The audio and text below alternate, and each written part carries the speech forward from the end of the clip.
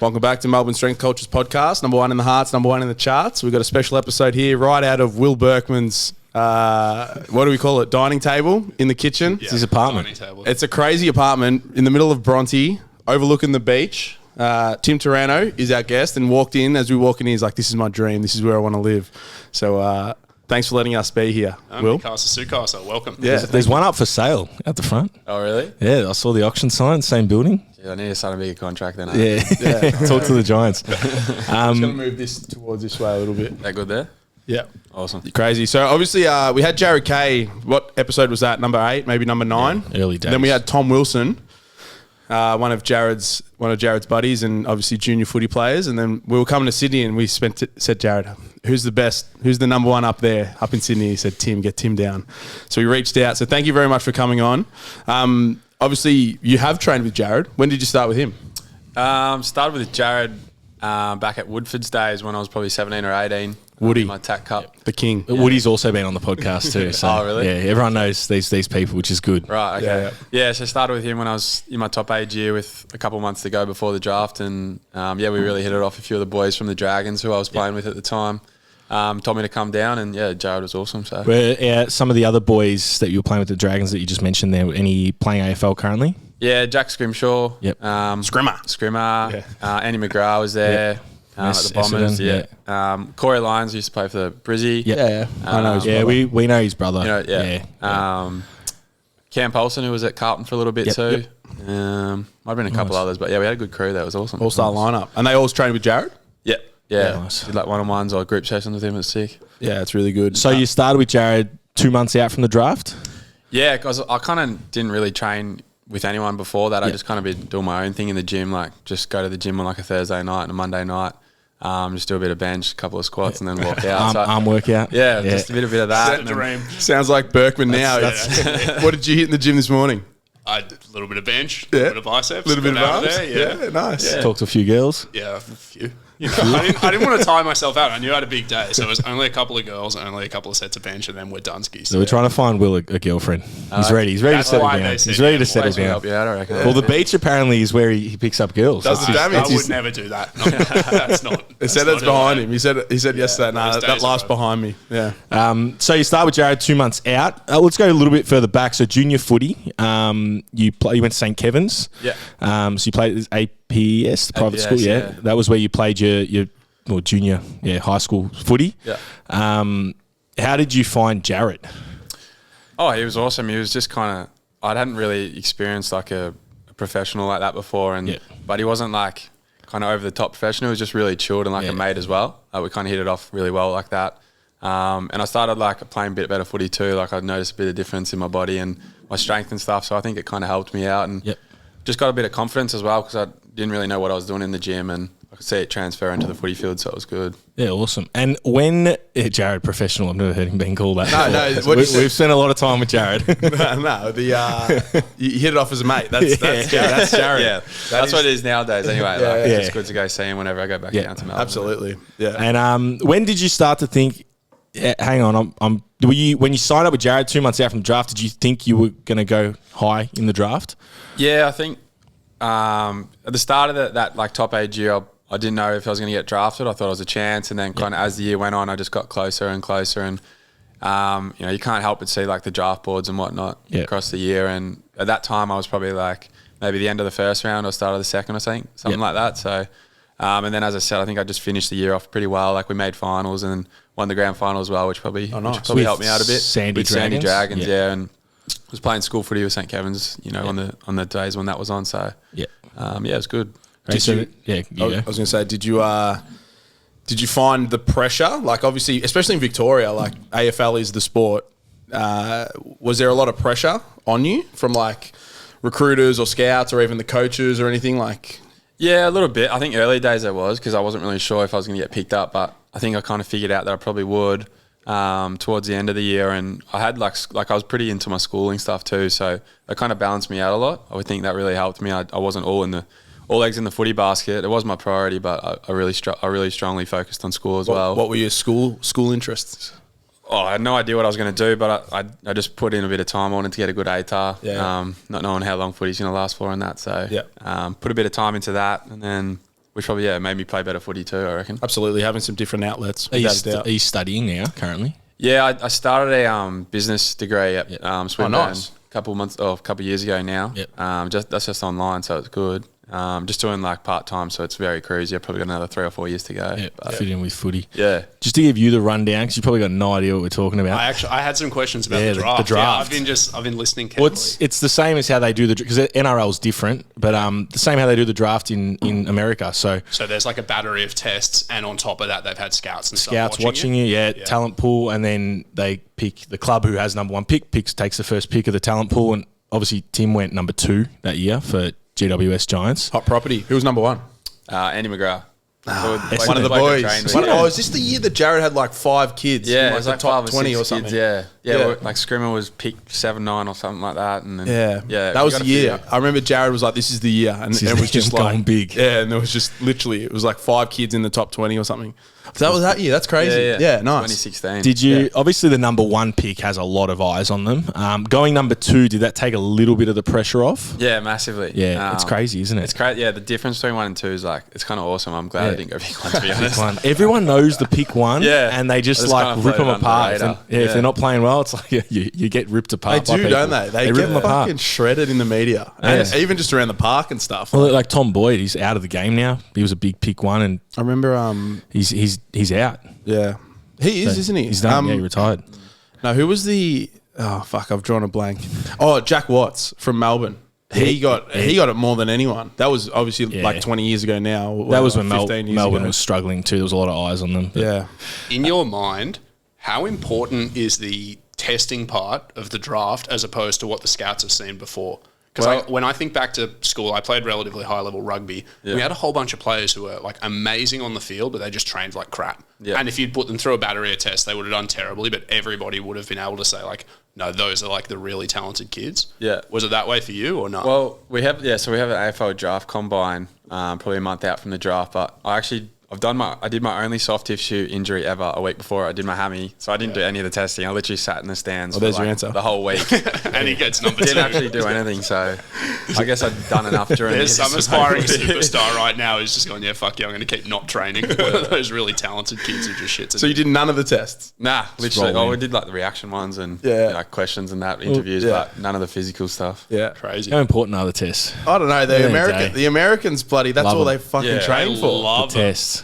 It's like I don't know. Footy's like It's almost like its own spectacle event. yeah. Like Well, one of our other coaches literally had someone sign up that just wants to do a combine. That's their goal. He's like, I want to train for an American combine. It's much bigger over there, I think, compared to AFL. Absolutely. It's like a cool thing. The 100-kilo bench test, what they do, AMRAP. AMRAP bench. They do the 40-yard dash or whatever. They do the standing long jump where they it a jump yo-yo a test as well? fucking mile. They do that? Nah, they do like a receiving one where you got to, depending on the position you qualify for or whatever. But Americans are stat obsessed. That's why. So like like they fucking love baseball because you can just talk about everything numerically. I think like the combine really sort of plays into that numbers. same thing. Yeah, you remember everyone's stats. This guy did X number of reps at 225 or whatever, and they talk about it a decade on. Whereas I think here we're much more focused on your actual like gameplay. Yeah. You know. Yeah, just the subjective gameplay. Like how well did you play? Is that something you focus on, stats after the game, or you don't really give a fuck? Not really, not so much. Just played well. Yeah, how you know if you play well or not. I think how you help the team winning that. bit of leather poisoning. We interrupt this program for a word from our sponsors, the fantastic Get Going. We know a lot of personal trainers follow this podcast and subscribe and listen. Thank you very much for doing so.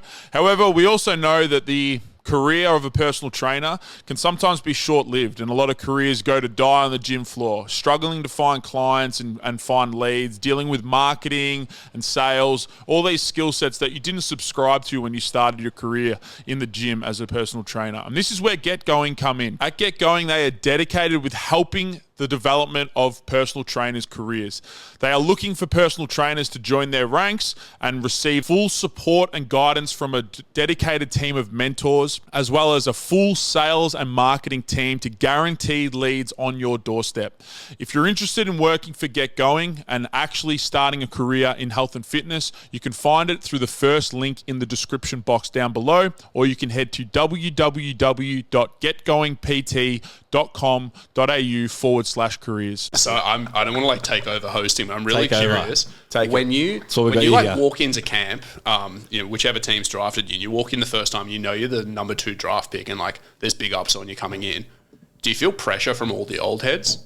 Nah, not at all. So they don't give a crap about what pick you are. Like, and I didn't believe it at the time. I thought, they're gonna, think I'm gonna be really good, and I felt the pressure. But going into my second and third years, when we draft kids in, like you literally don't give a crap once you're in the team who's pick 1 or pick 50 or pick 100. Like that, it wasn't ever a thing. So didn't have any other pressure from the boys. It was probably just pressure on myself in that first year. But yeah, as I said, no one really cares what pick you are. Once you're in there, you're just one of the boys. Yeah, obviously, again, you know nothing here, but Tim got drafted to GWS, which was like one of the newer franchises in the league. Obviously, you were coming into a very, not juvenile, but a very young team. Coming in only a couple years. What year were you drafted? 2016? 2016. Yeah. So when did they start? 2012, I think? 2012. Because we had we just had Lockie Wilmot from Athletes Authority. Oh, yeah. He was one of the guests. Yeah. He was like, tell Timmy I say hi. So he says hi. But he was explaining it from like his position in the coaching department of like as the head of strength or strength and conditioning or whatever the specific role was, but how the team sort of developed and grew together. Did you find that? Did you find that because it was such a younger and there was like no expectations on the team itself because it was sort of just a new franchise, growing and... Well, I guess when I came in, it was like they had 2016 where they played that prelim against the Bulldogs, which everyone says is like one of the best games that they've ever watched. And I remember in year 12 just watching the Giants and going, fuck, this team is unbelievable. Like they were just playing this real quick attacking style of football and just absolutely tearing up teams that like then it wasn't expected. So it was kind of just like, whoa. So when I got drafted, I was a bit like, shit, I'm coming into this team that's like on the up. How am I going to fit in? Like, am I going to get a game? Like they've obviously got a lot of talented young players. So I was a bit nervous about that, to be honest. But yeah, I guess I fitted in pretty quick and played pretty early on, which I was really lucky. And then, so I could just kind of rode that wave, which was nice. Yeah, played finals straight away. That doggy series was... Lockie was adamant. I remember watching that game, and I've got to say I was probably rooting for the Bulldogs, just because the doggies, they're rich, been around for a long time. They hadn't won a flag since the 50s, and they were kind of... Everyone was behind them, like they'd finished 7th. But you guys probably should have won that one. Or no, you weren't there at that time, but they should have won it. And then they made the prelim again the next year. And then you had Richmond again. Yeah, that was a big team with a big following. We had to run the 2016 prelim. I think we probably would have knocked the Swans off. Yeah. That's what they said anyway, like because they played them in that first final and smoked them. Yeah. And just they were really confident. But the Dogs did well and got the win. So moving up to Sydney, how was, obviously we know Melbourne is massive footy territory. Everyone knows who you are and it's massive in the community. You come up here and you got Will that has no idea, which is pretty much everyone in Sydney. I got confused for a Swans player the other day, by the way, and I didn't know who the guy was confusing me for. I thought he was just looking for like his mate Jeff or something. Do you know the name? Nah, I'll look it up on my phone. Some dude with a mullet and a moustache. He doesn't look at all like me. But the guy was like, "You're a celebrity." I was like, "Nah, brother. Not outside of fitness." PT. Yeah, exactly. Were you shirt off down the beach? Yeah. Pecs out? Yeah, 100%. Yeah, that's why. 100%. Yeah, I was giving him the jiggle and he was like, "Hey, I know you." I was like, "You don't." Sorry, coming to Sydney. Yeah, how was coming? So 18-year-old get drafted by a professional sporting club. You got to move away from home. How did that go at the start? Yeah, it's different. I was pretty excited to do it though, to be honest. In that 18s year, the draft order was kind of showing that I was probably going to move interstate. Whether it was I think like Freo, Gold Coast, and GWS were like in the top 10. Had a few picks, so I thought you got the best one. Yeah, exactly. I was pretty stoked in the end to come to Sydney. I was keen to try something different and move out of Melbourne, so it was good. But yeah, first year out of home is always a bit weird and a bit different, missing mum and that. But no, I got used to it pretty quick and it was good. I really enjoyed it. Will you be staying up? Like, let's assume you stay with the Giants for the rest of your career. Will you be staying up in Sydney when you retire? Or are you going to come back to Melbourne? Yeah, I don't know. Like, I love Sydney, but it's just so expensive. Like, if it was the same as Melbourne, in terms of pricing and all that, I'd probably stay here. Yeah. I love both though. Like, both places are really good. So I like having two homes a bit. So we got a few qualms with Sydney. Oh man, the driving takes a while. Like, Parking, you got to pay for every parking spot, and I got a parking fine, which I'm not paying. So bad luck. Bad luck, City of Sydney. The parking fine, though, all three of You're us. such a fuckwit, mate, because we were talking about this yesterday, and you were like, if I just plead ignorance, there's nothing they can do. And now you're like, they've got it fucking sealed and delivered. Now you're on your podcast. Peter Brown from bloody council rates Sydney CBD is not watching this podcast. He's going to recognise you, mate. We were recognised on the street earlier. Somebody was like, "Oh, do you have a podcast?" To Jamie, and he's like inflated. Fucking Peter Brown's probably a strength culture fan. Grade. He's going to fucking chase you up so he can chat to you. But yeah, the parking sucks, and the roads are so confusing. Too hilly. You're in the wrong lane, you miss your turn off. Like all of a sudden a bollard just forms next to you, and you're like, I'm meant to be over there. Yeah, The tunnels, the tolls. That was the other thing. So I think I said to you before, my girlfriend's originally from here, so we come up quite a bit to see her friends and family and stuff. And the tolls, you go on the tolls, it's 30 minutes. You don't take the tolls, it's like an hour. It's ridiculous. Whereas I think Melbourne, we get around a little bit. You've almost got to add $100 to your rent a week if you go on like tolls. Like for me, I'm in Randwick and I got to drive out to Homebush. So like you can take 2 tolls to get to the club and then another 2 back. It's like $25 just to get to work if you take each tolls. day. Yeah. Do you take the tolls? Get up earlier. Sometimes if like I'm running late, I do. Probably half. I need to really try and wake up a bit earlier, save some money. But That's right. I'll sleep in as well. Yeah. What time do you get up? Oh, it depends when we start, but yeah, it's 6 o'clock usually if we're at 7. 6 Try and a.m. get ready in 15 minutes and then On a day. take the tolls. On a day off, what time do you get up? Oh, I'm pretty early riser. Yeah, probably 7:30. I got a dog. I got a Kelpie, so he's an absolute nutcase. So I got to get him going. Take Gotta him get for him a walk running. pretty quick. Got to run him out. Yeah. What is it, Charlie? Run him? Right, go run him hard. Run them hard. No, that's the fucking. I got a staffy, but Jared's got the Kelpie. Yeah, he does. Jared's got the Kelpie. And his mum just bought one. Yeah. Oh, is that his mum's? And his partner or girlfriend, long-term girlfriend, but Sammy, her family has one as well. So there's just Kelpies galore. Oh, nice. Yeah, good dog. Yeah. Awesome. Sorry, Runners. I'm going to bring us back on topic. Go for it. Insane. I'm like, it's the Will Berkman podcast, Feet Melbourne Man, Street Culture. You're a guest. You can do whatever you want. You've got free reign from You're us. a co-host. I'm a You're a co-host today. You moved to Sydney. Who'd you move in with? So I moved in with my mate Will Setterfield, who's from Melbourne as well. He went to like kind of a rival school, so we knew each other a little bit. And there were 6 of us that got drafted. Is he from Melbourne as well? Yeah, he's a Melbourne boy, Caulfield Grammar. Yep. There's Laura. Probably. Yeah. So 6 of us moved into kind of this estate. It's called Breakfast Point. It's like it's in the west of Sydney. But they gave us 3 apartments and then 2 in each. So we're all like literally 100 metres walk from each other. So I think they do that to kind of bond that your age or your draft year. So we had dinner literally 5 nights a week together, like all at restaurants like in the area. And we were at each other's houses every night. So it was kind of sick. Like it wasn't in a great spot. It's pretty west, but like having those boys near was Like really a little helpful. college setup. Yeah, no, it was cool. And they had like a country club with like a pool and a spa and all that stuff. So we'd go there like most nights and just chill. So Absolutely. And what, you stayed there for a year with everyone? Yeah, so you do 12 months there and then you can renew. But yeah, I moved a bit closer to the city in Balmain. Balmain in my second year. So. Yeah. So that would have been drafted 2016. Fast forward a couple of years, then you get into the lockdown era of COVID. What happened there? Did the whole team? Because where was GWS situated? They got moved. You would have been here. Yeah, so you guys were here. What happened? It was Victoria that we had to send the teams away because Victoria was under Oh such yeah, heavy no, lockdowns. and that's why all the Victorian Went to AFL players Queensland. were like, we didn't sign up for this. Yeah, Yeah, they got it the worst. Yeah. For sure. We ended up. Yeah, we still moved for I think 6 to 8 weeks or something as well. I think the Melbourne teams are maybe 10 or 12, so they had it the worst. But I think most of it was in Queensland. We're up in like this resort up there, which is pretty cool. But yeah, it was just bizarre. The whole team in the one spot. The whole team, in the one spot. Like had the girlfriends and kids up there. And yeah, like it was bizarre. I think 2020 was the weirdest year. Like no one really knew what was going on. It was a bit bizarre, and we had a pretty poor year ourselves on the field. So it was a pretty shitty year, to be honest. But tough year to string together. And then 2021 was relatively normal for you guys. Nah, that was actually because I know us in Victoria, we copped it. Yeah, so I think we played like 10 games normally in Sydney, and then we got a text once COVID started popping up again in Sydney. We got a text saying, pack your bags for a week, maybe 2 max. We're going to Melbourne, like just to see what happens. So we're like, fuck, here we go again. Like who knows what's going to happen.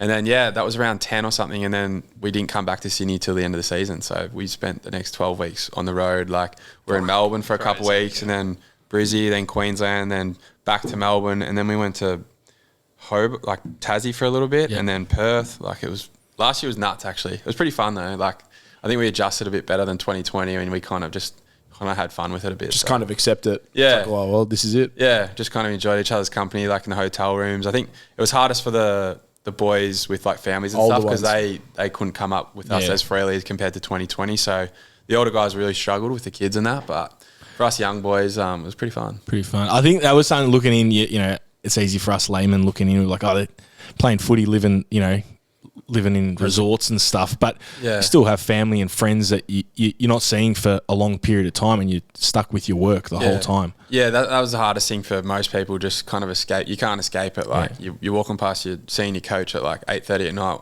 when you're done dinner and shit. Like, you just can't switch off. Like, you want to check out. Really, really different. So, yeah, it was challenging, but it was good fun at the same time. The classic armchair fucking coach. Oh, they're just playing footy. They're just running around a park. They'll be fine. Just fucking send them out there. Like, don't worry about any of their mental health. Just fucking just drive them into the ground. Yeah. Oh, don't worry. I think about it differently. I always had this sense with sport that, like, when there was stuff going on outside, you'd be, like, motivated to go and play sport, and it's like it's this little microcosm where you get to just express yourself and try really hard and shit.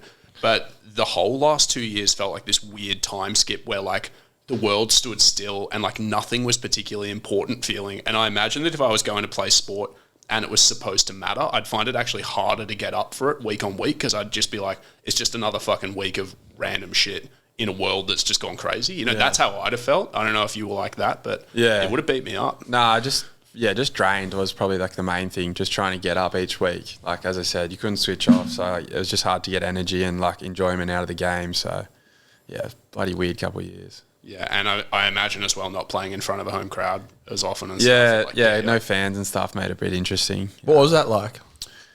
Well, you don't notice it as much as you think. Like, I think fans notice it more on the TV. It's just so quiet and that. But I think once you're in the game, it's not too bad. Yeah. Like, it's definitely not like a MCG 80,000 fans set up, but it's not as bad as not as different as you think. Does the crowd, like you hear about like the impact of the crowd, but like an away crowd or a home crowd, does it really does it G you up? Yeah, like, for sure. It makes a big impact. Yeah, it does. If you play in front of a big crowd, it's sick. Like, even if it's against you, I think my first game at the MCG was in my first year in 2017. Was the prelim against Richmond. That was my first ever game there, and I think they had like 95 or 100,000. Just Richmond supporters. Just Richmond. Yeah. So like, I remember running out there, never been on the deck before, and it was just like you couldn't hear the whole game. It was kind of sick. What did that feel like as obviously a Melbourne kid coming into a huge game on the fucking hallowed turf? Yeah. How'd it feel? No, it was an awesome experience, like unbelievable. Yeah.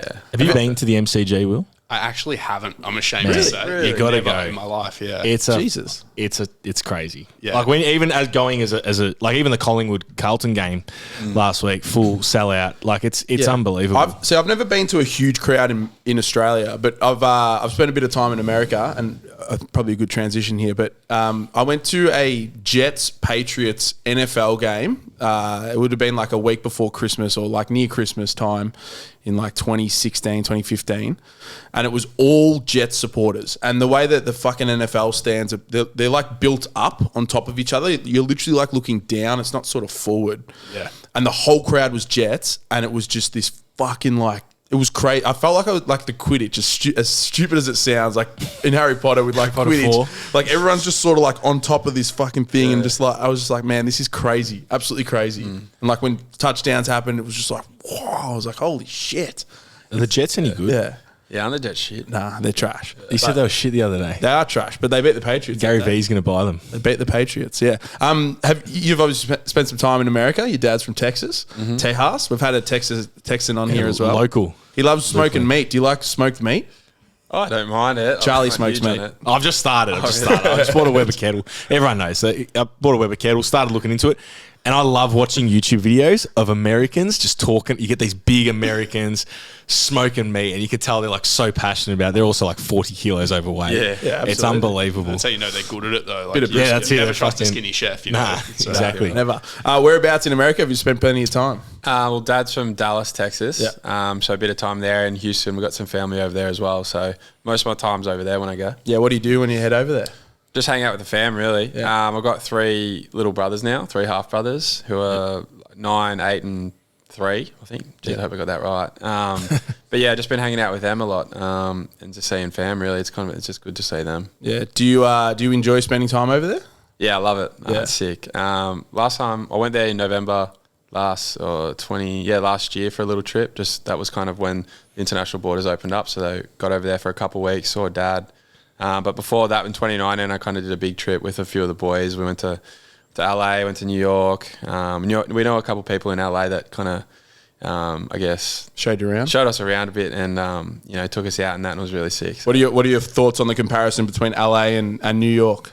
Where would you prefer to spend your time? Ooh, probably LA just because of the beaches and stuff. But I love New York. Like I'm probably going to go there at the end of this year. I can't wait. I want to do like a good 10 days up there and kind of just really immerse myself there. Absolutely, get into it. New York's best city in the world. Yeah, we're going to do one of these tours in America. We're going to somehow. We need a sponsor. We need Jamie Sackville. Jamie Sackville, get us over there. Do you know who Jamie Sackville is? I know the name. Yeah, it's one of Jarrad's boys and good mates with Tom Wilson. Entrepreneur. Actually, Tommy's doing really well with some of this. We might get him on here in July. Apparently, he's in Australia, so we might start the. He wants to buy St Kilda Footy Club. So that's what Jarrad was saying. Privatise the AFL like it is in America, and the Premier League, and like the soccer clubs are, and get owners. And he wants to buy the Saints. So that'd be mad. The other question I wanted to ask before, sorry, I'm diverging back to footy, was the nightlife in Melbourne and Sydney. So obviously we kind of touched on it before. I forgot to ask. Sydney, does anyone recognise you? I will now. We'll see. We're running down on the beach in Bronte. Yeah, not much. Nowhere near. Yeah, not much. It's good. Do you prefer it? Yeah, of course. Yeah. What's it like in a night in Melbourne? I try to avoid it a little bit nowadays. First couple of years when you go back to Melbourne, it's always fun to see the boys and go out and have a good time. But be a celebrity. Yeah, a little bit. You get to enjoy it. But now it's kind of. I just go to the pub and have a few beers. I don't really go out that much in Melbourne anymore. But there is a huge difference. And I definitely prefer Sydney. Just kind of chilled out. Don't have to worry about people taking photos and shit of you. So. Yeah. Is that why Dusty's moving up to get away from it? Apparently. It'd be shit after a while. Let's be honest. It would. You guys are going to struggle soon, honestly. As the clout starts peaking, you're going to be fucked. We're like in that stage where we get that one spot like before. We're like, we want more, but then, fuck that. I'd hate it. I know I would hate it. You'd love it. I just find it so funny. I just find it like that woman coming out and just being like, "Oh, you guys run a podcast." I'm like, "Fucking oath we do." Like it's just so funny. Well, this is where we were saying that we're Y grade celebrities. So we've not Z anymore. Z's like bottom level. We've gone one up because we get that occasional spot. We get one every 2 months. You're Y minus, to be honest at this point. Well, we're interstate now. Actually, Y plus. Yeah, just Y. Yeah, Y celebrities. Y celebrities. We'll get there. It'd be crazy. It would not be. You wouldn't be able to live your life. Well, you probably could, but it'd be quite. It'd just impact everything. You go out, go to a cafe on a date. Imagine you're on a date trying to meet someone and everyone's fucking taking photos or got their phones out around you or whatever. Have you had any like really like creepy fucking situations down in Melbourne? I guess like people just filming you and stuff like. When they're not even asking is a bit weird. I feel it's more like if you go out and stuff, like people obviously have a lot more confidence and can be a bit annoying. Yeah. Don't worry, we had the guy last night, Baldy. Oh, at the pub. Just the three of us are in the pub. We we're just catching up with Will. Go to the pub, have a beer. Just this random guy comes up, just in our face, just talking. We're like, he's like, I'm the next Conor McGregor. And he's doing, and we're like, can you just like? I think it was his pitch to come on the show. To be honest, But like, it's annoying. I get uncomfortable when people come up to me that are just like that, like they're drunk idiots, and they don't even know who you are. So imagining that they do, it'd be the worst. Just piss off. But you also don't have the freedom, to be like fuck off, or else your reputation's gonna suffer for it. So I guess so. You gotta be nice. You gotta be nice. Whereas we could just crack Baldy. Yeah. What about when you're in the States? Donnie, you like that one? Got one punch man over here. When you're in the States and you tell people you're a professional Australian football player, they probably think you're fucking nuts, hey? Because I know they think like rugby and AFL are the most hardcore always sports rugby. ever. No one knows what AFL is ever. So if you say professional Aussie footballer, they just think rugby? Yeah. They're like, like rugby, soccer? Nah. And then how do they respond? Like, when you tell them, are they excited? Like, do they think you're a novelty? Or I don't really tell too many people, to be honest. But they think it's pretty cool. Like I've showed my family, like we've watched games and stuff. Not like my close family because they watch every GWS game, obviously. But like extended family, we've watched a couple finals games before, and they literally just fall in love with it straight away. And like all Dad's mates, kind of get together when we play like a big game, like a final or whatever. and they'll all go around to his house, have a few beers and just watch the game. There might be like 7 or 8 of them, and they just froth it. Like Americans are such good sports fans as well. They love it. They get so into it. They reckon it's like the best sport they've ever seen. So I was going to ask, do you reckon? Because I know they're like Gil McLaughlin and stuff. They want to try and get it overseas. I think it's going to be hard. They can't even break into like New South Wales and Queensland. yeah. Do you think there is any chance that the Americans it could dabble in there a little bit? We went to play there in, I think it was either 2020 or 2021. They were playing a game in LA. Yeah. No way. In round 1, I reckon it was might have been last year, but obviously COVID and stuff happened, so that kind of just went down the drain. That'd be sick. I reckon a one-off game would go off for sure. Yeah. They did them in China, didn't they? Yeah, Shanghai. St Kilda and a couple Port there. Adelaide played in China. There was some in New Zealand as well. Yeah. Actual like league, like the season games, not just pre-season games. Yeah. So. Yeah, this was round 1, so we were going to go over there, I think, a week or 2 early, which would have been sick. Oh, you play it a couple of weeks to early, get fly back. acclimatized and all that, and then you get like a week off. So it would have been like round 1, like a week before actually round 1. So Yeah, 2 weeks prior, and then yeah. you come back for round 2. Yeah. Yep. Yeah. It would have been sick. So That would be that would be an incredible experience as well. would have been the best. Like, Oh, just hopefully I imagine, can set it up. Yeah, 30, 40 boys just going over there, playing a game. Going out after. One thing because I actually worked in America for a small period of time, and they had the gridiron balls, and I would kick them around this gym. It's a massive gym. And I'm shithouse at football, but you can kick a drop punt. I can kick a drop punt and position it and hit someone 30, 40 metres away. And they could not believe it. Yeah. It was like, have you ever been in a situation over there where you've shown a kick or whatever and everyone's just like, what the fuck is this? Yeah. Well, I was training there in November when I was there last year, just by myself at on a gridiron pitch. And I had footy obviously and was snapping goals and kicking goals on the run, whatever. And this family was just gobsmacked, watching me. There's a couple of old dudes just filming me, they had no idea what was going on. Yeah, so it's crazy because people literally would never have seen it before. They just throw the ball around. There's a punter obviously that just fucking roosts it, but actually having control of it with your foot, they literally the whole gym would just stop and be like, kick it over there, and you're just like, all right, easy, just kick it over there. Well, we grow up with it, even rugby, whether it's rugby or AFL, Aussie rules, we grow up with the ball in our hands, being able to kick a drop punt and spin it backwards. Yeah, they just have no idea over there. They're in their own little world. Imagine in a couple of weeks you open your Instagram DMs and some fucking NFL coaches in there being like, hey, I saw you on the Strength Culture podcast. We actually need a punter. Would you ever want to go and do that and just punt in the NFL? I don't know. I'm not that big of a kick. I was going to say, how big's your kick? Not that big. I can think of probably... Could you go 55, 60? Oh, 55 maybe. 55 if I'm maybe. fresh. How far does a good punter kick in the NFL? It's really that far. They're it's the hang time. Well, Aaron Sipos plays now. He used to play for St Kilda. He plays over there for the Eagles, Philadelphia Eagles. He's a punter over there now, and he could kick when he played for St Kilda. He could kick it 65 metres, which is big. So there's another 10 on top of what. Can just well, look, it's a hypothetical. So just imagine they say we don't actually care that you can't kick at 65. You just we've got a $15 million contract. Yeah. Do you want to come do it for a year or two? Would you just be keen, just for fun? Shit, yeah, of course. Yeah, that's the spirit. Then he can come back, buy the apartment downstairs. Yeah. Live next door to Will, and you and Will can surf together. Do it for sure. Do you surf at all? Nah. I wish. Would love to, but a few of the boys do. But take him out, Will. Take him out for a surf. Yeah. Yeah, teach me to kick a footy. Yeah. We can trade. I was banned from kicking because I played prop in rugby. Yeah. And they were always like props don't kick. Your job's just fucking shove your head in the scrum and shut up. Yeah. So I remember once I kicked a ball at training. The coach blew his whistle to come over and I just hoofed the ball off and he said, fuck it, off you go, laps. And I was just on laps for 20 minutes kicking a ball once and I was scarred. That was it. So ever since then I've been a hands-only boy. There's no kicking happening here. What the fuck is a prop? So in rugby union, the props are the big fat guys at the front of the scrum who lean in and put their heads together and they form the scrums and fight. Yeah. The props are the front rowers there. Yeah. So your job is basically be like a bookend. So they're the fat guys are the low center of gravity who basically do the wrestling at the front there, and you're meant to be the least mobile people. Were you on the fat back then? Fat as fuck. I can show you guys a picture later. Yeah. Did you know he was fat? Yeah, fat. Yeah, I've got actually a picture of Fat Burke in a rugby jersey in the study. I'll show you, mate. You'll fucking love it. But yeah, your job is basically just be an immovable object.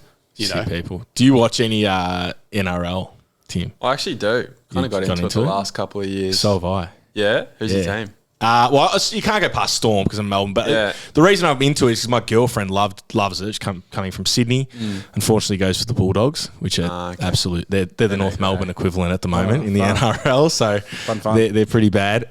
But it's actually a sport. Now that I've started to understand it, you get to know. I'm like, actually get into it. Yeah, enjoy it. I love it. Like we got a few boys. We kind of like put on a little multi each week, just on the NRL and watch it. Like I don't watch much footy. Like, a few of my mates don't either. We just watch NRL literally. So yeah, got into it the last couple of years and really liking it. Is it the NRL kind of for you is like a bit of an escape from footy because obviously that's your job. So it's like cool to watch a sport that is not AFL. Yeah, I guess so. Like I had no idea what was going on a couple of years ago, but I guess the more you watch it, you're learning about it and appreciate it. It's pretty cool. You do start to, you pick up on it. It's been good. Start to learn. I used to watch it a lot as a kid. Again? Yeah, I sort of fell out of it. All I know is Melbourne Storm just seemed to continue to just...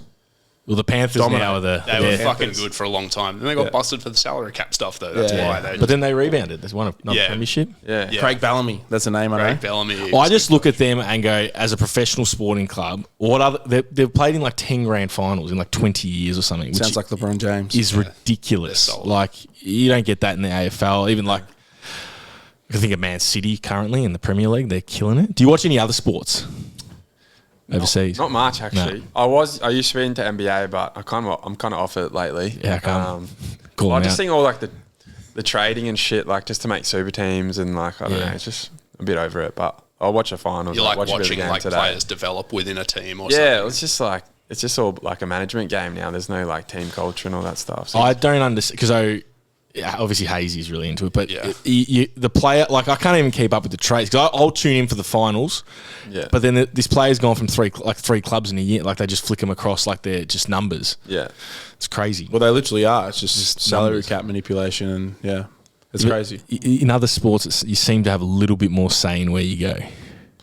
There's a couple of team sports where like one or two superstars can really change the shape of a team. Like cricket's like an individual sport played in teams in some ways. You know, you've got like great bowlers, great batsmen and so on. And like basketball seems a bit like that as well. Like when you have a LeBron, it like changes the whole way your team plays. In AFL, this is your chance to say, fuck, I carry the boys. In the AFL, how important are like having individual players who are stars, you reckon, versus like just synergy in the team and sort of like playing to each other? Oh yeah, nowhere near as important having stars. I think especially the last like few years, like systems become really important, and like the way you play together is like definitely shown to be much more important than having stars. So like the best teams, like everyone has a specific role. It doesn't matter how good you are. Like if you don't play that role, you don't play, kinda. Yeah. So I guess the system's been developed by the coaches, and then they just find the players to kind of slot into that system. So much less about that, and obviously there's more players on the field and stuff, so it's harder to have a huge impact. So if we did have old mate come and start buying up St Kilda and shit and trying to just like put together a super team of like all the stars, do you actually reckon they'd be that much better than just a well-coached team? Nah, probably not. Yeah, you definitely got to have role players like across the park and blokes that don't want to get all the glory, just want to do the hard egos thing. Yeah. I reckon that's one of them. Like to me, that's one of the things that makes sports so interesting is when the collective effort is so important. That's sick. Those blokes on like that. That I guess you call the role players or whatever, they don't get as much of the ball or whatever, that they don't get glorified in the media and no one really knows about them, but internally they're kind of really valued. So I guess that's what all clubs are chasing, blokes that are willing to sacrifice and do their part for the team. It's I when I think of like successful teams and all like like dynasties, like it's always a fucking. And look at us. No, seriously, look at our work. What is one of the values? He's thinking about the fucking like. What were we talking about with Beth yesterday? One of the biggest strengths of our business is the four of us and Donny. Donny is the team. The team is what makes us fifth. Yeah, he's the LeBron. It's the five of us now. By the way, I'm here. Yeah, Will's coming on board. No, the team for sure. The team is massive. Do you reckon you could play an individual sport like a tennis or a golf or do you really thrive in like a? No, I think I thrive in team. Yeah. Did you play? What were the sports that you played growing up? Basketball. Basketball was my main sport. Yeah. Could you dunk? No, dunked like once or twice. Yeah. Well, how tall are you? 6'3", 6'4"? Nah, like 6'2", 6'1", 6'2". 6'2", 6'3" in heels. Yeah, easy. In the boots, in the Asics. Around the team, This is a complete non sequitur. I love Will's questions. So just like well, this is like the doesn't know fucking anything about AFL question. Around the team, are you known for anything that has nothing to do with being on the field? Like, do you have like one or two quirks that people always roast you for? Quirks? Not really. That's what you would say. You don't want to put it out to the people. Yeah, no. You can be honest with us, man. Nothing. I don't think anything weird. I don't know. Probably not. I guess I have a lot of pairs of shoes, so I'm like always rocking different shoes and different kits and stuff. So probably what some people would say. I stalked your Instagram. Saw you rocking TNs. Oh, that's in the rotation. Yeah, a little bit. Are you a TN man? Sometimes. I bought them, probably last year and wear them a little bit, yeah. I had a shoe rotation. This is like 100% serious. When I used to work at Lyft, I worked at this gym that was like pretty good gym, pretty popular. And I used to rotate my sneakers all the time and I had this theory that like people's attention's drawn to novelty. And so if my shoes are always different, they'll pay me like 10% more attention. And if they pay me 10% more attention, they'll like me more and I'll fill my books quicker. And I would talk shit about it to the other PTs all the time. Like I would never went a day without talking about the shoe rotation. I was so committed to it. And then one of the boys actually started buying more pairs of sneakers and doing it. And yeah, that was Sam. And the second he did that, I was like, I fucking got one. He was on the shoe rotation too. His business went great. And it's got to be the shoe rotation. Yeah. Right? Get the leads in. We've got to get the shoes up. What are the current sneakers on the rotation at the moment?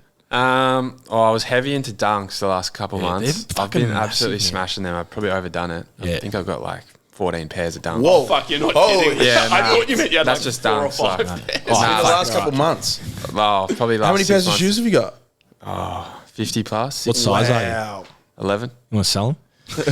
I told you, Donnie, we were looking at getting some new sneakers. Yeah. I got those boxes. I don't know if you heard of Lace Base. Yeah, those, I clear know. boxes. Yeah. I got those the last couple of weeks. So I've just got like these big, like a shoe wall. It's like taller than me. Like goes up to there, and you know. I got to show you this footage. I was telling them about it the other day. I went to an open house that was like on some mansion down by the beach recently. It was owned by one of the guys who started F45, and he had all of these Jordans. Like he had 2 whole walls, like floor to ceiling, like 10 or 15 shoes wide of them in the plastic boxes and like all these vintage ones. It would have been like a few $100,000 worth of shoes. Yeah, wow. And they were on display when you were walking through the house. You'd have fucking popped. I'll show you after this. It's insane. Nah, it's sick. I love it. So where did the shoe thing come from? Just started collecting them, or I guess I got into it like probably when I was like 20, 21. Just like started getting into fashion and like buying nice shit, I guess. Probably overdid it. But just kind of kept collecting sneakers over the years and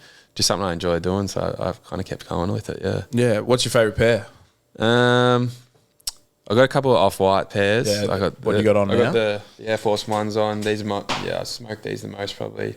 The beaters. Yeah, these are my beaters. See, Jamie didn't know what beaters are were the the other good day. ones like special occasion shoes, or do you just not wear them? Like, do they ever get so precious you're like, nah? Yeah, there's a couple that like I've only worn once or twice. I had like 10 pairs in a box like until a couple of weeks ago. I was like, fuck, I just got to open these. Like they're just sitting in a box and they're getting moldy. I don't know if you know, it's been fucking really wet up here lately. So I opened up my pair of shoes the other day. Fresh shoes were moldy. Fresh shoes covered in mold, like disgusting. So I took them all out, cleaned them. Where put them in the box. do you have the No, literally in my boxes? room. Like people's houses are just gone moldy now. It's that wet here. It's been Salinina shit's destroyed everything. So it was easily fixed. So don't worry about it. Donnie, what was Seb Oreb wearing the other day? Yeah. Off-white dunks. Yeah. Yeah. Because they're the second. They had the tag on them. Yeah. Yeah. Yeah, I take the tag off mine. You're not a tag guy. I used to be, but then I think I saw Virgil Abloh, who's off-white. He passed away, didn't he? Passed away, R.I.P. You're not meant to, so I don't know. The tag. It's a bit much too. I think it looks better without. The tag. It's like I think it's a bit much too. It looks just like it's a shoe. It's like we get it. Yeah, it's off-white. Yeah. Want it. So the shoe thing became more. Are you like? It's addicted to the collecting of the shoe. Yeah. You're just like I see that colorway, gotta have it. Yeah. No. So when I was going through my dunk phase, I guess you call it. It's a bit weird, but I'd go on Facebook Marketplace. That's where I'd get them. So like on my days off, I'd literally just drive like an hour or two out to this bloke and save probably like $30-40 on it. Like could have just ordered online, but I kind of just enjoyed the process of like driving out there, meeting this bloke. He'd be like, oh, when I get some new shoes, I'll hook you up, whatever. So I just kind of did that for a little bit. Probably overdid it, but it was I was sussing Facebook Marketplace the other day. I really want triple black Air Max 97s. Yeah. Because my tans are ripping now. Oh, you tans? Oh, I got, These were actually called the WOG edition, Oh yeah. which apparently was Actually are. actually Listen to how they hit it. What was it? week of greatness, and I was Shut like, up. surely Nike, WOG and they got away. They got away with it. No heat on them. So I'm Week of calling greatness. Nike. Yeah, man. WOG TNs. But Fucking hell, that's brilliant. no, they're it's definitely. I've got the bug. Yeah. I'm starting to get a little bit of the bug. Well, you just bought the white ones. I bought the white ones. Now I want the triple black. I've been talking about it with Donny, but I've given myself the next month. I've got to live like a hobo. I went really hard the last 2 months. Yeah. And I just need to tighten up and we're going to Port Douglas obviously next month. Yeah, I just come back. Come back. I'm going to live like a hobo too. I think, for next week. How was Port Douglas? Yeah, it was sick. I'd never been there before. It's 28 and sunny every day. Like beautiful beaches. so It's nice. just unreal. I know. My girlfriend just sent me on Pinterest top 10 things to do or top things to do in Port Douglas. One of them was a crocodile farm. Oh yeah. I want to go suss the crocodile farm. I did that in Darwin last year. Went to one of those. Pretty cool. Cool. The saltwater crocodiles are like 5 meters. They're freaking That's so huge. cool. They're such fucking scary And animals. they're dinosaurs. They're ridiculous. Yeah. They're fucking dinosaurs. Yeah, I went to Steve Irwin's farm the other week. When was it? About 2 weeks ago. Steve Irwin, not Palm Coast. Australia Zoo. Sunshine Australia Zoo, Coast. that's it, Australia Zoo. And Bobby Irwin was there, and they did the full show, the full animal show, and the birds flying around and stuff. And it's actually a fucking cool experience. Bob Irwin's an adult now. Man, I followed him. I'm not one of the creepy fucking dirty guys that just follow people. But we left the place, and Bob Irwin cut in front of us, and we followed him for about 45 minutes, and he parked literally right out the front of and I was like, this guy definitely thinks we're following him. Literally for about 45 minutes, followed him behind his car straight to our apartment, and he went somewhere else, and then In the car. yeah, like we were just going in the same direction every single turn. It was like I was like, he's going to like be called the cops on me. Is that the youngest kid? Yeah. How old is he now? He had red plates or he still had P plates. I think it was like Probably 18, a couple 19. years younger than you. Yeah. I was convinced he was going on a date. I was I was like, just finish that work. when you go to pick up shoes off Facebook Marketplace, have you had anyone recognise you?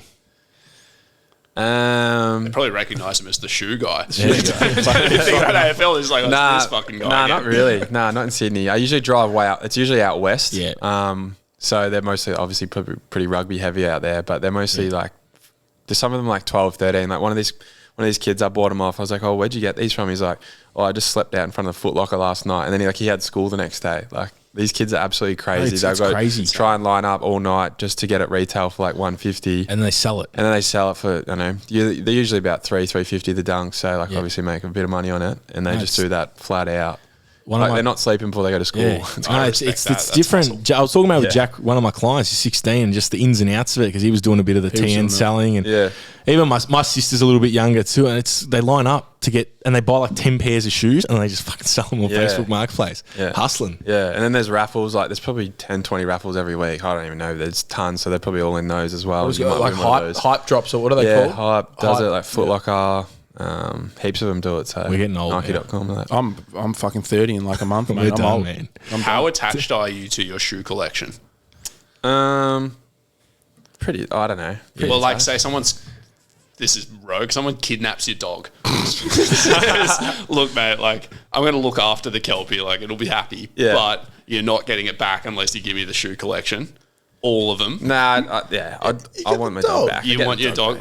Yeah. I'm starting hectic, and then we'll step back a little. Okay, so let's say you're moving house and you find your dream place, and they say you can come, dog can come, but the shoe collection can't come, and it's perfect every other way. What do you do?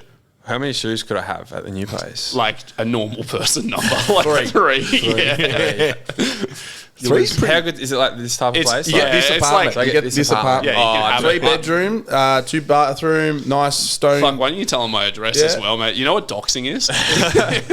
Honestly. Mate, I think I'd pick this place, to be honest. Yeah, I just buy 3 real nice pairs and then I'd live with Pretty that. fucked up. My shoes got mouldy recently. I don't know if you want this place, man. Mate, his experience, he knows how to deal with the moldy. he does. I'm Moldy really shoes. impressed with his apartment. Oh, well, thank you. Very impressed. It is great. It's mad. Okay, so you like the shoes. You're I like the pretty shoes, attached. but I wouldn't die for them, you know? Yeah. Just have a little bit of a hobby. I want to see have you got a photo of the collection? We'll talk about it after the air. Oh, I might somewhere in my camera. I want to see what you got. Yeah. Okay. But the fashion thing, it's addictive. I've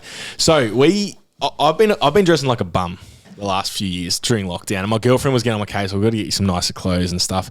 And I'd literally wear just plain AS colour T-shirts, the same shoes, same trackies. And then the last 6 months we did this collaboration with this Melbourne brand, Itch Pig, and started to get a little bit more. Itch Pig. So that's the hoodie that we did. That they made for us. I've got a few Itch Pig things. Yeah, we've got another one going in December. So maybe we'll try and send you some stuff. We might have to do some work with you and send you some stuff. So I started getting into something, and I'm like, this is what actually nice clothes feel like. Like, you feel better. You start to present yourself better. And I've been addicted. So that's why I'm saying I've got to live like a bum the next month, because the last couple of months I've just been buying a lot of shit. In the American sports, it's like a thing, this fashion, entrance into a... Do you see any of Australia sort of picking up some of that flavour? I hope so. We had talk earlier this season that we were going to do that. Like, our media guy was right into it. We were going to dress up, not wearing the polo and the usual stuff. Yeah, they just make you like wear a suit or whatever. Yeah, like we're going to do casual fits and like everyone could dress how they wanted. But obviously, like, issues with sponsoring and all that stuff, it kind of didn't get over the line. But hopefully, like, I think you'd get more coverage if people were dressing with whatever, and then you maybe just put the sponsors in the background or something. Yeah, have a way in which you can do it creatively with sponsors. But grow the game and stuff as absolutely. well. I think if you're gonna, and this is one of the biggest things with sport and the evolution and like the whether or not it's like fucking TikTok or whatever, but the attention span of kids, and like they're trying to make everything shorter. T20. They've even brought in like 3v3 basketball in the NBA, in the Olympics. 3v3 sucked. Yeah, whatever it is. But all of this, like, that. I think having like a social media strategy or whatever to create personalities within a team, I think that would be a really cool thing that would probably garner more attention around clubs. And 100%. Absolutely. Like, I feel like if you can find ways to do it, whether it's like little things like that or, I don't know, not like a reality show. No one would watch that, but people would probably watch that. But something cool like that, I think, would be a big win for clubs and players and stuff to bring in new eyes, because it is cool. I love seeing the Americans. Yeah, the NBA. I try to guess what their got that little game going. I got me and one of our old interns send each other the photos and try and work out what it costs. How much money's this guy got on his body right now? And like the watch is like fucking $200,000, like a Philippe. Ridiculous. They don't even pay for it though. I don't know, sure they get it sent to them. I don't know. Some of those brands, man, they don't give a fuck. Like Ferrari bans celebrities from buying their cars. Like Justin Bieber's off the list. Like, he can't, because you're not meant to like resell them and stuff. And the celebrities just buy them and then fucking have them for 2 months, sell it. Like, so certain brands are like, we don't want you to buy our shit. Stop buying our shit. They want just the normal rich person to buy it and hold it and love things. it. Like, they don't want it to be like that sort of stuff. So some companies wouldn't give a shit. Yeah, fuck, stand your ground, man. Yeah, if you can sell a watch, a PK for fucking $500,000, like, who cares who it's going to? They don't give a shit. Yeah, the brand is made. It's 200 years old or whatever it is, and it's amazing. Do you get any? Have you had any? Do you get like stuff from brands and stuff sent to you? Like a little bit, not heaps. Yeah. Speaking of watches, I got a free Tissot watch like a couple of years ago. It's pretty nice. cool. Yeah. I'm not a big watch guy, but that was kind of cool. Yeah. How'd they contact you? Just Instagram or just I think it was through my manager or something. Yeah, just sent me an email. Just had to like do an Instagram post. Classic. Few, like you get heaps of like little brands that are just starting up, like kids who are like wanting to start a fashion label. That like I'll get like 1 or 2 of those a week. I will be sending you shit. Don't worry. Send you stuff. Yeah, if you want to give me a post or whatever, but. Most of it, you just look at it and it's like, that's shit. Like, no way. If we send you some stuff and you're like, we want to know. 'Cause if you think it's shit, it's shit. Nah. Yeah. We want to make sure it's, some good shit. Because we got some stuff in the works that's coming at some point. But, what do you think of the Itch Pig jumper there? Do you like? No, I love Itch Pig. So I've got a jumper. I think I've got some shorts and a tee or something that I've got. He'll be listening to this. Yeah, because obviously growing up in Melbourne, going to St. Kevin's, Itch Pig was pretty cool. Pretty big brand. So Alex will be listening to this. I wore it to the club the other day, and everyone's like, "What the fuck is that?" Like, no one's ever seen it in Sydney. So Alex said that Sydney's a bit of a tough market to crack into for him. So I asked him because I asked him, and he said Melbourne's obviously the biggest, and they can do South Australia and Western Australia. They seem to get, but Sydney, you guys tend to like your brands a little bit more. And what do you mean by it's different? I know Melbourne's probably a little bit more alternative and like dresses a bit quirkier in a certain way than Sydney. Individuality is like much bigger down there, whereas here, especially like eastern suburbs, people are kind of stuck in their way and Lululemon, you're not selling shit, right? Yeah. Nike and Lululemon. It's probably a harder market to break into. Yeah. I do think what you were saying about fashion though, like, is so important because, like, last night when we were talking about like how important it is in the fitness business to like express yourself authentically. Because like the substance of what you do will come through in whatever you do and people are attracted to it. But ultimately they want a relationship with you. Mm-hmm. And when you're an athlete, like, you know, obviously what you do on the field matters. Everybody's going to see that. But another part of your brand is like, who are you? Exactly. And people relate to you through the things you like and all of that. And so giving you a chance to like dress to express yourself and say like, I fucking love sneakers or like, you know, I just like street fashion or whatever it happens to be, like that you like fashion at all gives them something else to relate to you with. I think that's really powerful to brands. Like, I'm astonished that they're not encouraging you to show a little bit more of the real yourself, you know? Yeah, and you see the guys, like, in the league that do, like, just, they don't really give a shit what the norm is. They just do their own thing. Like, they're like the most loved and get the most attention because they're just being themselves. And I guess when you come into the league, you're kind of, like, told what to say, act a certain way. It's a bit old and traditional, but you can see people are breaking through and just doing whatever they want. It's starting to. Fans love it. So. Are you allowed to say someone that you think in the league really just represents themselves that people love? The one in my head is Bailey Smith. Oh, that's the obvious one. Yeah, I know he's copped it a little bit and has battled with it as a result because he seemingly overnight became like the biggest name in football. Yeah, genuinely. Even that new kid at Collingwood, like that. Jack Ginnivan. Yeah, with the GoPro. He's a bit quirky and a bit he's on TikTok, isn't he? Yeah, man, with the blonde hair. Is he the one with the GoPro? He had the GoPro. Oh, I don't know. Really? He might have, but yeah, he's just obviously just doing what he wants and playing good footy. And he copped a bit of flack. So they lost a game and he had the GoPro out. And Kane Corn said something. Yeah, and I was like, man, you're stuck in the 80s, man. Get over it. Like, we're in the social media age. This is how we all... A part of our identity is our social media, is our Instagram and our podcast and stuff, and people love that. Like, fans being able to engage with that stuff behind the scenes and see what players are doing, and it's cool. I absolutely. Rate it. So, Joe Burrow, the dinosaurs, America, man. Cincinnati Bengals quarterback is like known for like his social media, and obviously he crushes it on the field. And like, you need to have that backup of performance without a doubt if you're going to start doing things like you want to be good at it. But it's crazy. I really hope it does start to, and I think definitely like just connecting with players, and I think clubs would probably grow as a result of that. If you could leverage the players and the personalities and all that sort of stuff, it'd be interesting to see. Sure. I think 100%. I had a question about the NRL. This is going way back because this is like territory I actually fucking understand, which is sick.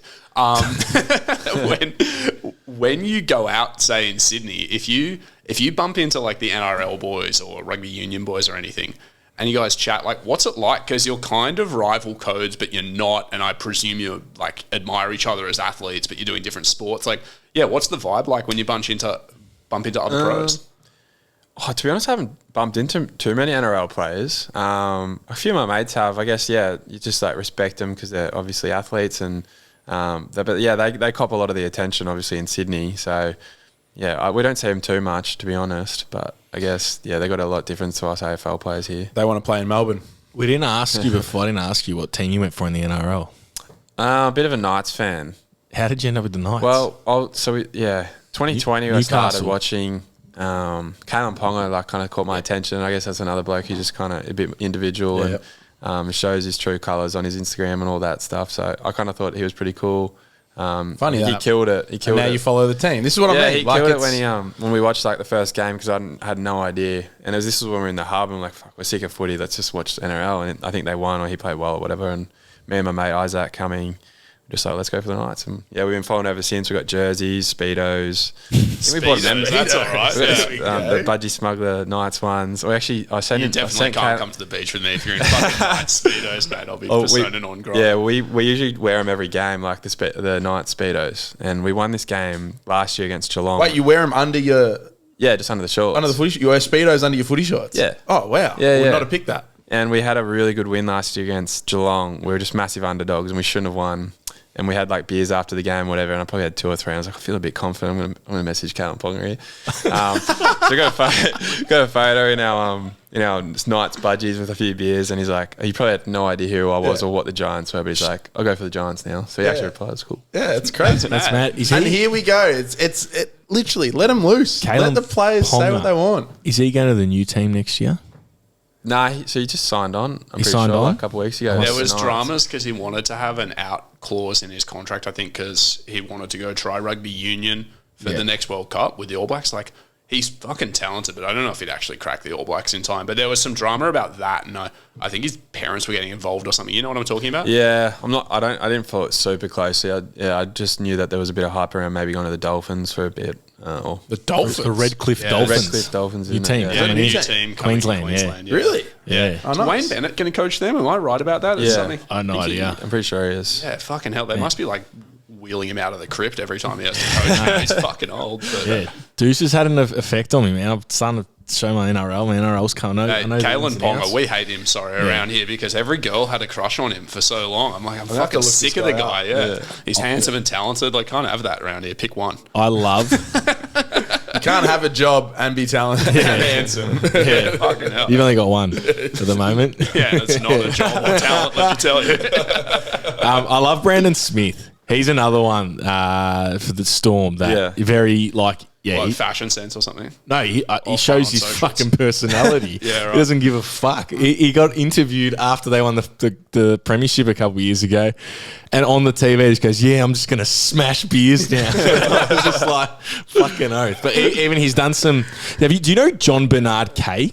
On Instagram, he didn't know who he was. Oh, he does some comedy shit and he interviews a lot of the NRL players. So I've gotten into that as well. And he did one with Brandon Smith, and he's just a lad. He says some funny. He says says some shit off the top of his head. No filter. On TV, Channel 9 commentary, doesn't care. You know who was fucking great, but like eventually jumped the shark? Do you remember Nick Cummins, the rugby union guy, Badger. the honey badger? Yeah. He ended up being the fucking bachelor or something. I didn't pick anyone. So, no, that was the most Chad move I've ever seen. But when he was playing the character that became the honey badger, or like he named himself the honey badger, I think like that was really authentic. And then I think at some point he realized like that was going to be his post-career like marketing move, and he went into it too hard.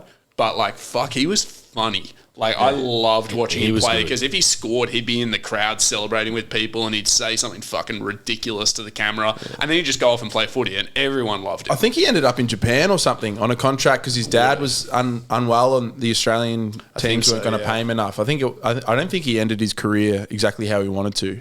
He's another one, though, personality. Oh, mate. Everyone, I didn't watch at that point when he was big. I had no idea about rugby union, NRL, and I knew the honey badger. Yeah, he's another one we hate because all the chicks were following him on fucking social media because he was handsome and funny and had a job. Something about having a job that women love is fucked. But no, he was good crack on the TV. I loved it. Yeah. Oh, well, hopefully it comes across to the AFL a bit more. I'd definitely be more interested. Last year, we're heading sort of the hour time slot. We didn't touch on it before, but the grand final 2019, obviously not the best result for you guys, but you played in that. How was that as a kid? You know, a young kid playing. Because I played a bit of Aussie, like I played Aussie rules up until I was 23. And Charlie was a high flyer. He may not look like it now. Yeah, I'm fucking heavy. 100 kilo plus man. But I actually played with Jarrad. I played with Jarrad. I played with Jarrad back in the day, and even Jarrad Lyons and stuff. And that was my dream to get drafted. But obviously, it's fucking hard. You were bent over at 90 degrees after walking 30 metres up this hill for like 15 minutes. You were retching. I'm talking 12 years ago. I'm 30 now and I'm fucking 110 kilos. The grand final. But yeah, how was that as a kid, you know, running out on the MCG, grand final day, the lead up, the grand final week? Yeah. It was sick. That month was sick. Like, I think we finished 7th on the ladder and then played the Doggies in the first final and, you know, played really well, got a really good win. And then we went up to Brizzy, like at the Gabba, was not expected to win. One of the boys kicked like a sick goal right at the end of the game to win. So we just snuck over the line then, like, again, not expected. And then played the Pies at the G in the prelim, massive underdogs and won by a couple of points. And then, that lead up to the grand final, we came down to Melbourne a couple of days earlier, obviously have the grand final parade. I'm going to interject before we go to the grand final, but the win against Collingwood, massive club at the MCG, obviously lost the grand final the year before, so they were expected to win and this massive Richmond-Collingwood grand final. Yeah, we had like 8 players out. Like, we had so many guns out, like Toby was out, Witters was out, Phil was out, I think Cal Ward was out. Yeah. So, like, we just had... They're big names. No one was expecting us to win. And then we just hung on, like, the last 5 minutes, the ball was in. It was wet. It was wet. The Yeah, I last remember 5 watching. minutes was in there, forward 50, like for literally 5 minutes, and it was just bodies on top of bodies. Yeah. And then the side went, I think we won by 2, and it was just, that was probably the best game to be a part of I ever played. I actually remember that, and I don't even follow the AFL, like, because my mates who were into it just wouldn't fucking shut up about it. Like, it was a big deal. They say the prelim sometimes has a bit more energy than the grand final, because the grand final is sometimes just like corporate tickets and whatever, but where the prelim is literally just like members. Yeah, well, there's probably, I don't know how many was at the game, probably near 100 or 90-something thousand, and they probably would have all... That's crazy. Collingwood, so it was so loud, but yeah, that was a sick game. Unreal. You beat them. It was good. Yeah, and then the lead up to the grand final was sick. My dad came out with a couple of his mates, so I got to see him. The grand final parade was cool, and I guess I just kind of enjoyed it. Like I was like, fuck, I'm in the grand final. I'm going to enjoy it no matter what happens. But yeah, obviously wasn't a good day. But we were just absolutely beaten leading into that game. I think 3 big games. We were hanging on. A few boys were just absolutely cooked, but. You know, Richmond were just way too good. They just smoked us. But I imagine as well when you come out of that, like before we go back to talking about the game, I imagine like with a build up that big, then you play the grand final, and in this instance, like you came up short. The off season must just hit you like a truck as well. The sense of like we've had this huge build to something, and then it's like back to just nothing until next year. I went to America not long after that. Just to hang out with the dad and the family and that. And I just remember the first 2 weeks I was out, I was just like, couldn't do anything. I was just so cooked. Like I just had no energy. I was like, man, I almost went back home. I was just like, I can't. I'm just so tired, like just exhausted. Like, was that from the physical side of just a hard final, playing 4 finals? More mental. Just like cooked you? a whole month of just like having to be so switched on and like huge games. I think it all hit me like a week after. So I just crashed, but obviously worth it. Well, hopefully you get to one and you win one. It'd be unreal. Man, it's an experience. I couldn't imagine anything like it. It would be just. I'm backing you in. Yeah, 100%. Backing you in. We'll wrap it up there, I reckon. That was a good chat. Yeah, thank you very much for coming down. We really do appreciate it. We know going to be Will's neighbour soon. Mate, I'm going to be a fucking GWS fan after this. He's actually got a bedroom here, so he did tell me earlier he wants to live by himself, but I've invited you to live with Will. It'll cost you 25 pairs of shoes. You don't have a dog. Will be, and your dog. And a Kelpie. You can still bring the dog. It's just now Will's dog. It's my dog. It might prefer you, but You don't have a job, so I think some income would be good for you. Nah, no income, just shoes, brother. Easy. Thank you very much. We really do appreciate it. Great chat. Thank you. Oh, fair. That was good.